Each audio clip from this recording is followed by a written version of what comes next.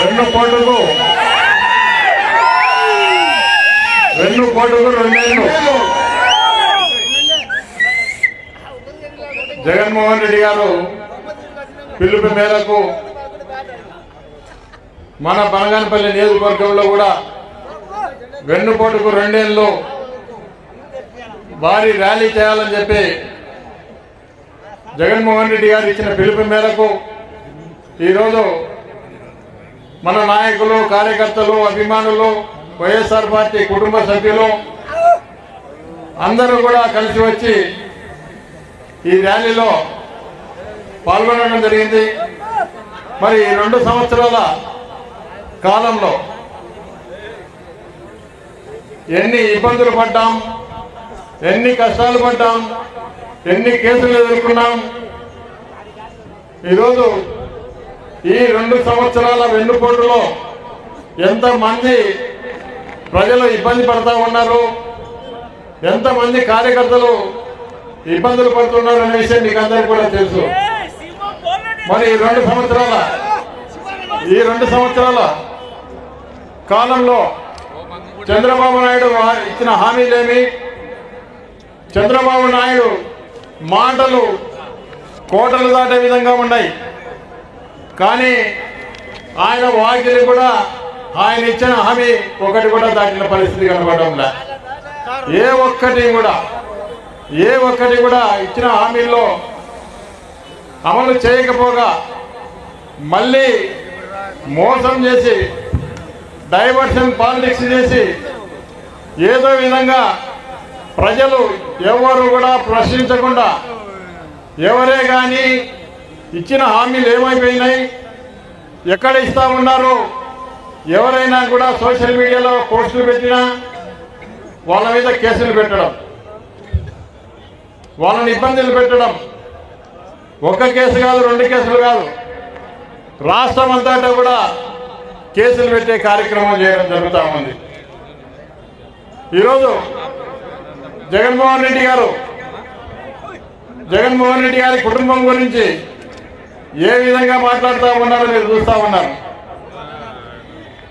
మరి ఈరోజు చంద్రబాబు నాయుడు గారు చెప్పారు, సూపర్ 6 అని చెప్పారు.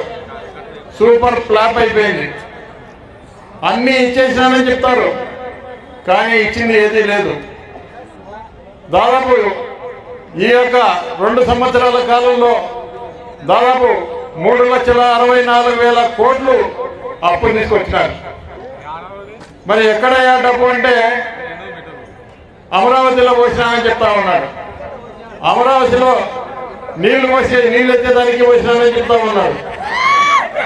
కేవలం అక్కడ ఒక స్క్వేర్ ఫీట్కు 2,500, 3,000 రూపాయలు ఒక స్క్వేర్ ఫీట్కు బిల్డింగ్ కట్టేదానికి ఖర్చు అయితే దానికి అద్దాల ఖర్చు అని దాని రూపురేఖలు మారుస్తానని చెప్పి ఒక్కొక్క స్క్వేర్ ఫీట్కు 20,000 రూపాయలు ఈరోజు ఖర్చు పెట్టడం జరుగుతూ ఉంది.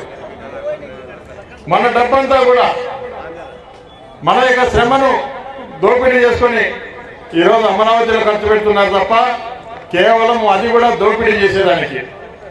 ఇక్కడ కేవలం నియోజకవర్గాల పరిధిలో ఎమ్మెల్యేలకు, మంత్రులకు, తెలుగుదేశం పార్టీ నాయకులకు మీ పని మీరు దోచుకోండి, నాది నేను అమరావతిలో దోచుకుంటానని చెప్పి కార్యక్రమం చేయడం జరుగుతూ ఉంది. ఈరోజు చూస్తూ ఉన్నాం, ఈరోజు రైతుల పరిస్థితి, రైతులు ఏ విధంగా ఇబ్బందులు పడుతూ ఉన్నారు.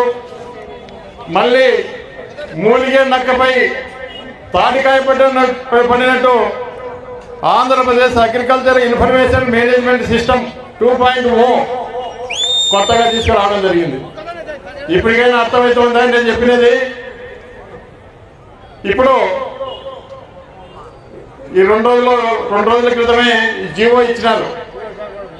ఎవరే కానీ ఒరమడి వేసుకున్నా, మిగతా పొలాలు వేసుకున్నా 1 బస్తా తప్ప ఎవరికి కూడా ఏ రైతు కూడా మందు మూట ఇవ్వరు.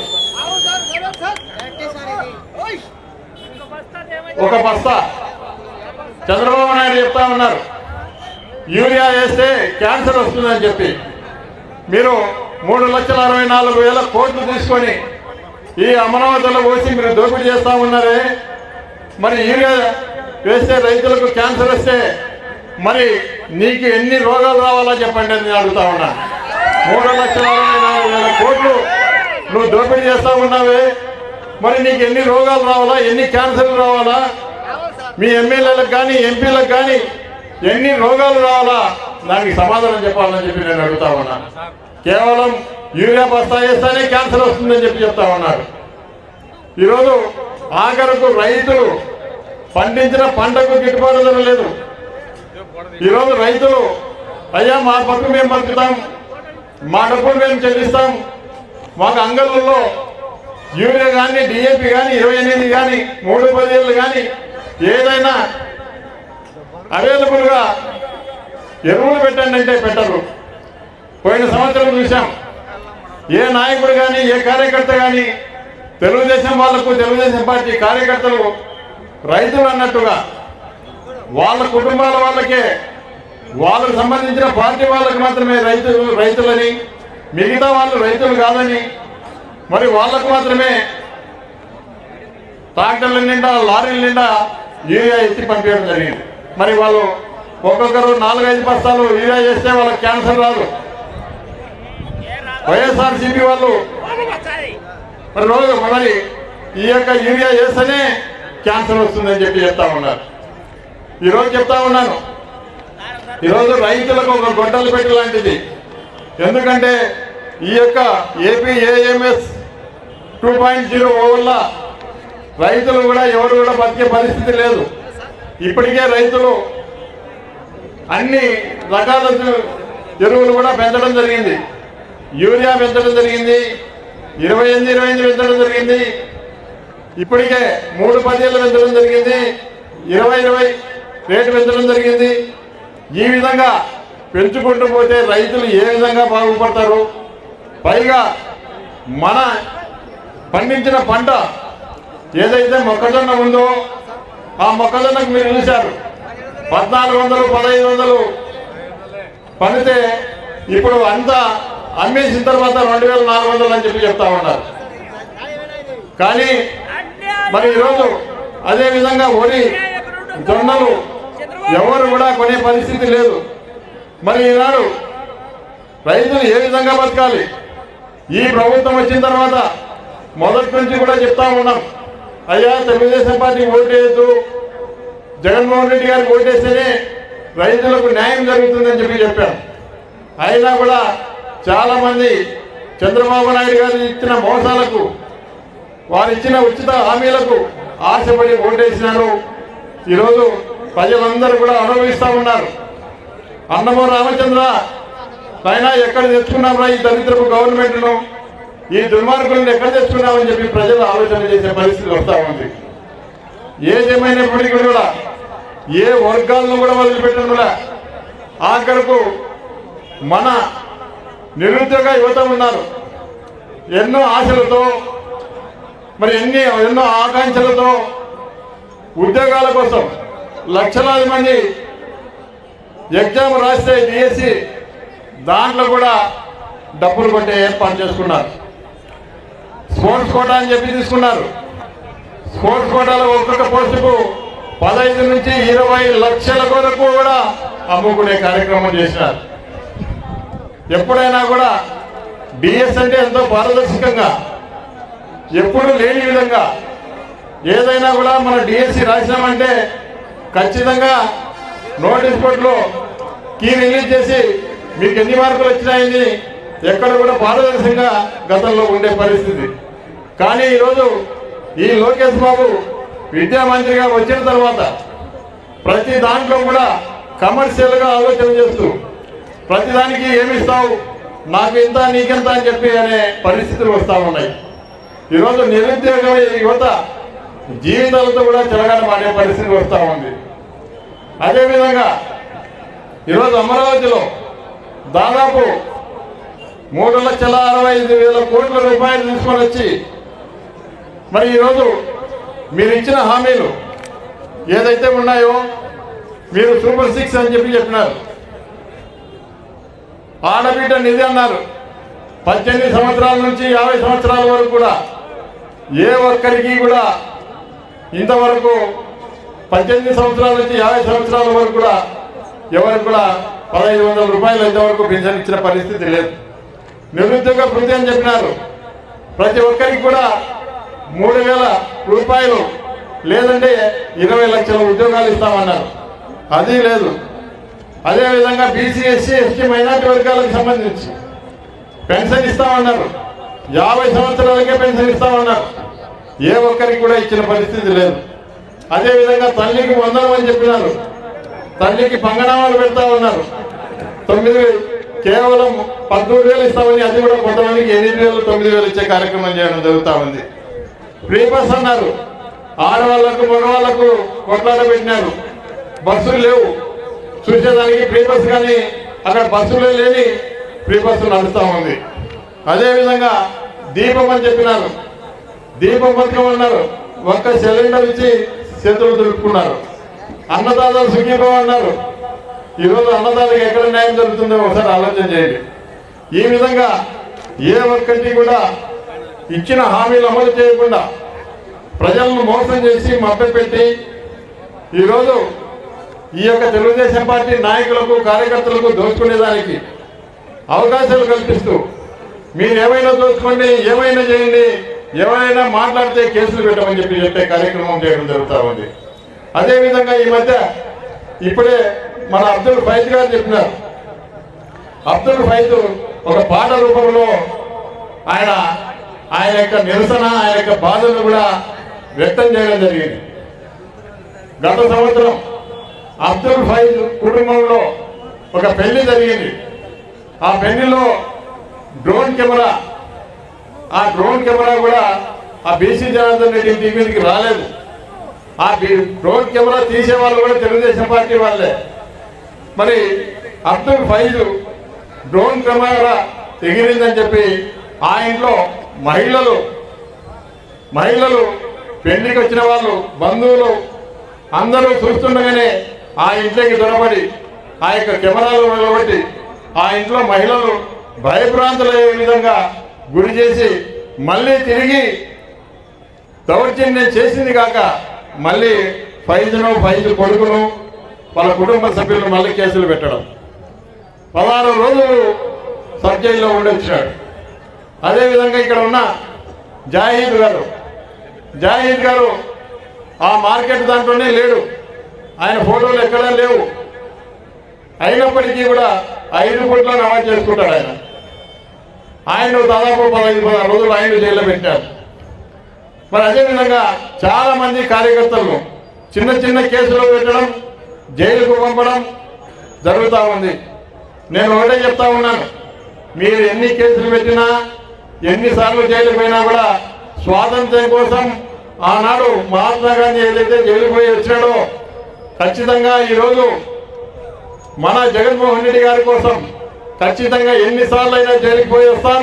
ఖచ్చితంగా వచ్చిన తర్వాత ప్రభుత్వం వచ్చిన తర్వాత ఖచ్చితంగా 2.0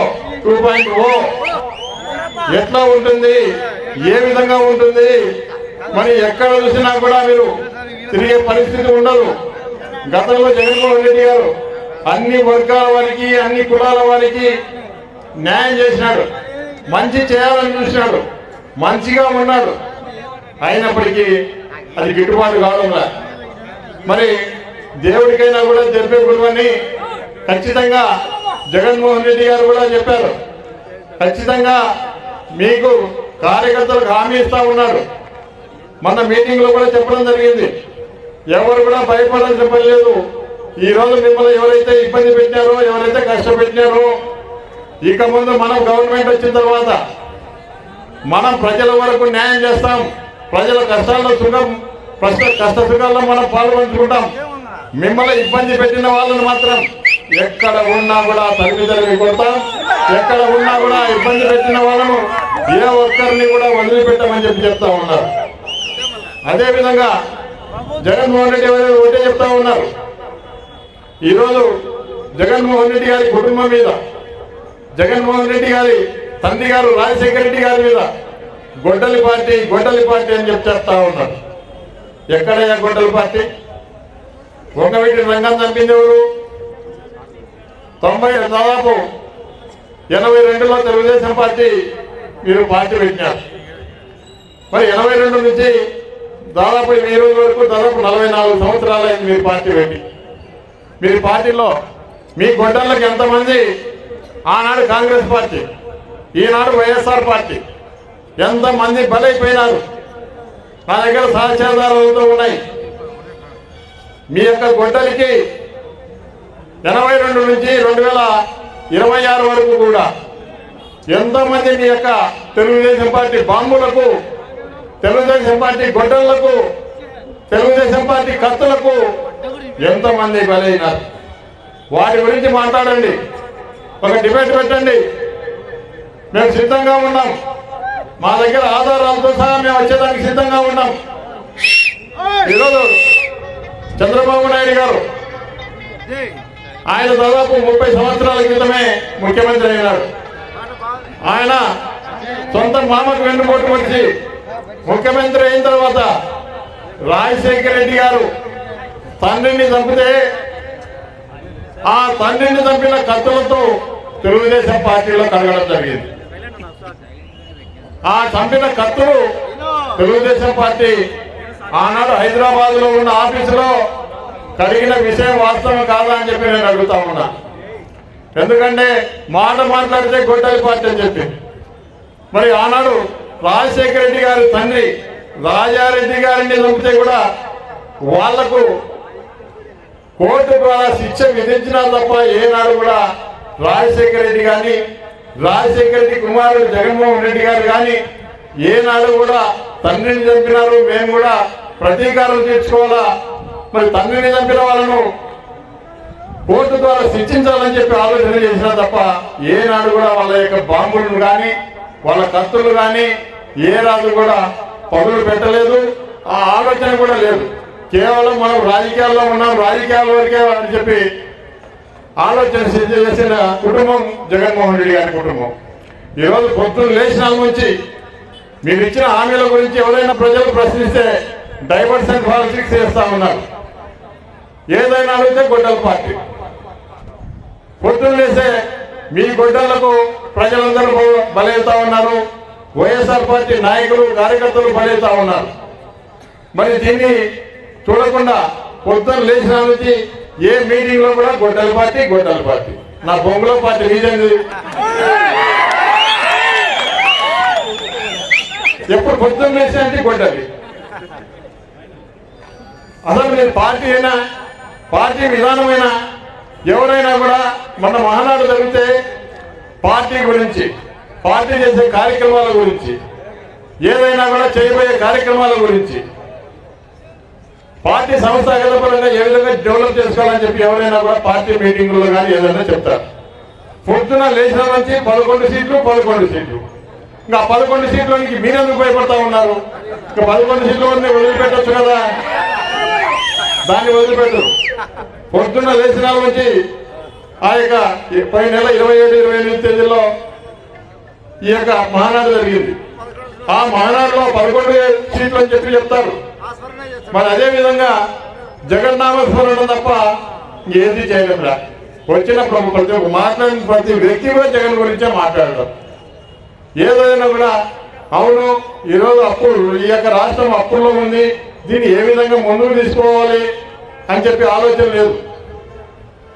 ఎప్పుడు కూడా మాట్లాడిన ప్రతి వ్యక్తి కూడా అదే మాట్లాడడం. ఈ విధంగా ఈ యొక్క ప్రభుత్వం నడుస్తూ ఉంది. దీనికి బుద్ధి చెప్పే రోజులు దగ్గర ఉన్నాయి. అదేగాక ఈరోజు ప్రజలు రాసి రంపన పెడతా ఉన్నారు. ఈరోజు మైన్స్కు ఏదైనా కూడా ఎవరైనా పొలాలకు మట్టి తోలుకుంటే రైతులు కప్పం కట్టాలి. ఈరోజు ఒక ట్రాక్టర్ మట్టి తోలుకున్నా డబ్బులు కట్టాలా, ఒక రాయి తోలుకున్నా డబ్బులు కట్టాలా, ఒక కట్రాయి తోలుకున్నా డబ్బులు కట్టాలా. ఎప్పుడు లేని పరిస్థితి. ఈరోజు ఈ నాయకులు దేవుడికి భయపడరు. ఈరోజు పలుకూరు ప్రాంతంలో మైనింగ్ దేవుని మాన్యాల్లో కూడా తోలుతా ఉన్నారు. మరి ఈరోజు ప్రజల పక్కన పెట్టండి, కనీసం దేవునికి కూడా విలువ ఇవ్వలేని పరిస్థితి ఉన్నారు. దేవుని మాన్యాల్లో, ఒగ్గోడు మాన్యాల్లో ఆఖరకు ఈ యొక్క పలుకులు రామకృష్ణాపురం రస్తా జిల్లా పరిషత్ రోడ్డును కూడా తవ్వడం జరుగుతూ ఉంది. అంటే వీళ్లకు వాడు వీడు అనేది కాదు, దేవుడు కాదు, దైవం లేదు, కేవలం డబ్బు కావాలా, డబ్బు పిచ్చి పట్టింది వీళ్ళకు. ప్రజల గురించి కానీ ప్రజలు ఎదుర్కొంటున్నటువంటి సమస్యలు ఉన్నాయి. ఈరోజు రైతులు ఎరువులు లేక ఎంతో ఇబ్బందులు పడుతూ ఉన్నారు, గిట్టుబాటు ధర లేక ఇబ్బంది పడుతూ ఉన్నారు. పండిన పంట ఏ విధంగా అమ్ముకోవాలి, ఏ విధంగా మరి మనకు రేటు వస్తుంది అని చెప్పి ఆలోచన చేస్తూ ఉన్నారు. దాని గురించి ఎవరు కూడా, ఏ నాయకుడు కానీ, ఏ తెలుగుదేశం పార్టీ కార్యకర్త కానీ, ఏ ఎమ్మెల్యే కానీ ఎవరు మాట్లాడరు. కేవలం వాళ్ళ యొక్క స్వార్థం, ఎంతసేపు 2 చేతుల డబ్బులు సంపాదించాలి. మరి అదేవిధంగా ఈ యొక్క బీసీ జనార్దన్ రెడ్డి అనే వ్యక్తి ఉన్నాడు. ఒక రామనాథుడు అనే విధంగా అయితే మరి ఆయన పరిపాలన మనం చూడలేదు, కానీ ఒక రామనాథుడి మాదిరిగా ఈ యొక్క బనగానపల్లి నియోజకవర్గాన్ని పరిపాలిస్తూ ఉన్నారు. ఇంత దుర్మార్గంగా ఏదైనా మాట్లాడితే కేసు. ఈరోజు ఏదైనా కూడా ఈ నియోజకవర్గంలో అన్ని వర్గాల వారిని హింస పెడుతూ చిన్న చిన్నదానికి కూడా ఏదైనా ఇంటి దగ్గర పంచాయతీలున్నా, పొలం దగ్గర పంచాయతీలున్నా స్టేషన్కి పిలిపించడం, కేసులు పెట్టడం, రిమాండ్ పంపించడం. అదేవిధంగా ఈరోజు ఏదైనా వైఎస్ఆర్ పార్టీకి సంబంధించిన కార్యకర్తలు అంటే వాళ్ళతో డబ్బులు వసూలు చేయడం, ఈ విధంగా ఈ పరిపాలన సాగుతూ ఉంది. ఏదేమైనప్పటికీ కూడా ఎవరైతే మన పార్టీలో నష్టపోయినారో, మన కార్యకర్తలు ఎవరైతే నష్టపోయినారో, రేపు జగన్మోహన్ రెడ్డి గారు ముఖ్యమంత్రిగా వచ్చిన తర్వాత తప్పకుండా ఎవరిని కూడా వదిలిపెట్టే ప్రసక్తి లేదు.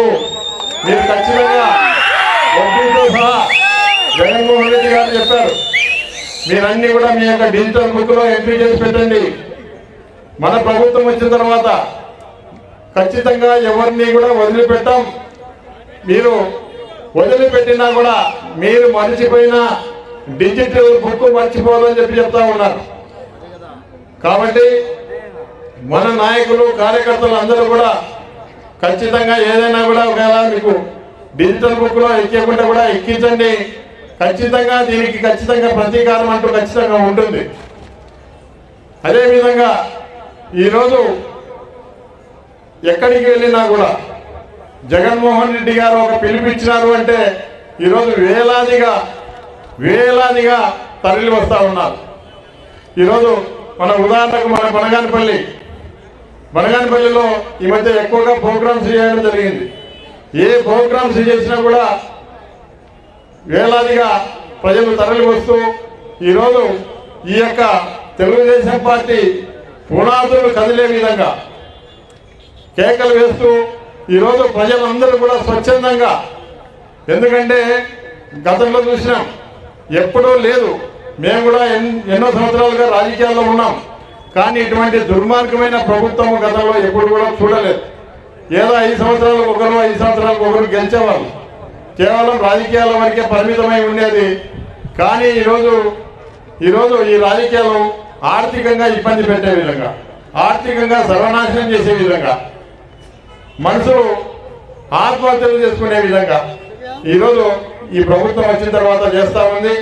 కాబట్టి మీరందరూ కూడా ఏ పిలిపించినా కూడా జగన్మోహన్ రెడ్డి గారు ఖచ్చితంగా మనం ఆయన అడుగులో అడుగు వేసి జగన్మోహన్ రెడ్డి గారికి కష్టకాలంలో మన అండగా ఉండి ఎప్పుడు ఎన్నికలు జరిగినా, ఎందుకంటే 2027 అంటున్నారు, 2028 అంటున్నారు, లేదంటే 2029 ఎన్నికలు జరిగినా కూడా మనమంతా కూడా జగన్మోహన్ రెడ్డి గారికి అండగా తోడుగా ఉండి ఆయన ఏ పిలిపించినా కూడా మనం ఖచ్చితంగా జగన్మోహన్ రెడ్డి గారి వెంట ఉండి అన్ని విధాలుగా మనకు జగన్మోహన్ రెడ్డి గారు కూడా సపోర్ట్గా ఉంటారు. కాబట్టి మనమందరం కూడా ఈ కష్టకాలంలో పార్టీకి అండగా ఉండి మన ప్రభుత్వం వచ్చిన తర్వాత మిమ్మల్ని ఇబ్బంది పెట్టిన వాళ్ళని ఏ ఒక్కరిని కూడా వదిలిపెట్టము. అది ఖచ్చితంగా రాసి పెట్టుకోండి. చెప్తా ఉన్నాము, జగన్మోహన్ రెడ్డి గారు కూడా ఒకటే చెప్పారు, 2.0 అని. ఆ 2.0 ఏ విధంగా ఉంటుందో ఖచ్చితంగా చేసి చూపిస్తాం. ప్రజలకు అండగా ఉంటాం, రైతులకు అండగా ఉంటాం, వ్యాపారులకు అండగా ఉంటాం. అన్ని వర్గాల వారికి అండగా ఉండే పార్టీ వైఎస్ఆర్ కాంగ్రెస్ పార్టీ అని చెప్పి తెలియజేస్తూ ఈరోజు ఇంత పెద్ద ఎత్తున వచ్చిన కార్యకర్తలకు నాయకులకు పేరున్నా కూడా ధన్యవాదాలు తెలియజేస్తూ ముగిస్తా ఉన్నా.